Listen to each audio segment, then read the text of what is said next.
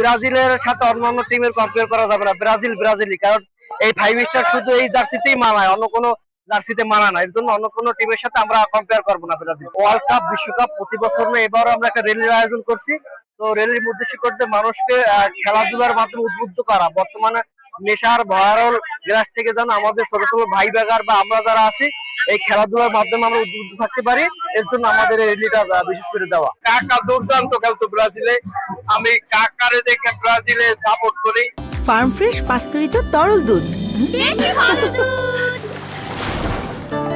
মোটামুটি ভালো হয়েছে। তো গত বছরের তুলনায় আজকে কতটা আনন্দ ঘন হয়নি, যেহেতু গত বছরে প্রচুর সমর্থকরা এসেছিল, সেই তুলনায় এবছরে অনেক কম।